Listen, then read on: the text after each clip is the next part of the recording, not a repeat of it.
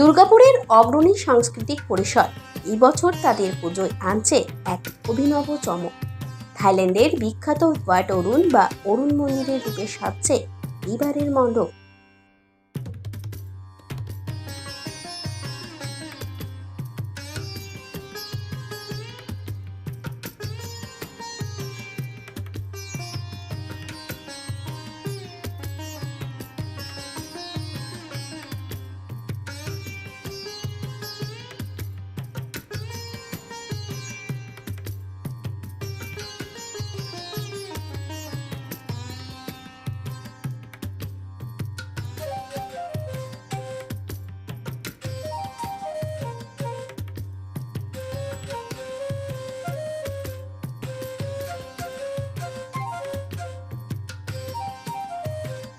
দক্ষিণ পূর্ব এশিয়ার এই ঐতিহ্যবাহী স্থাপত্যের মহিমা যেন এবার সরাসরি ধরা দেবে দুর্গাপুরের বুকে।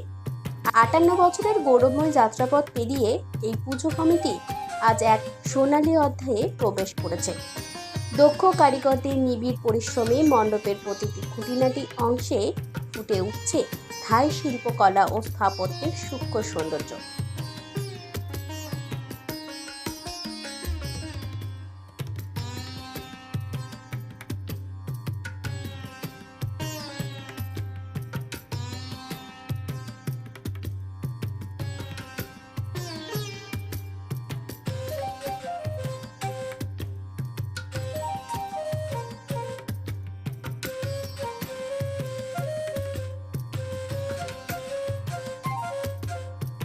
অরুণ মন্দিরের সুউচ্চ প্রাং টাওয়ার, রঙিন মোজাইক টালি আর সূর্যোদয়ের আভা যেন দর্শনার্থীদের মুহূর্তে নিয়ে যাবে ব্যাংককের চাও ফায়া নদীর তীরে।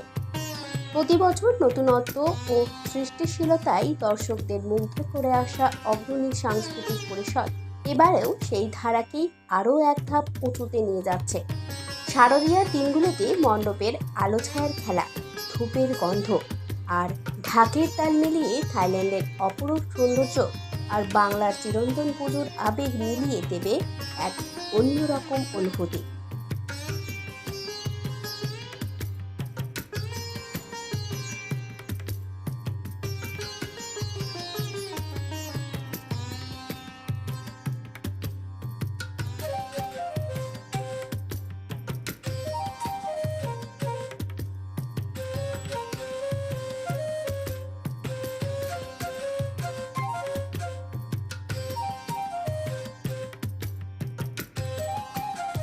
৫৮ বছরের ঐতিহ্য আর শিল্প সৃজনের মেলবন্ধনে এই পুজো নিঃসন্দেহে দুর্গাপুরের শারদ উৎসবে নতুন ইতিহাস গড়বে।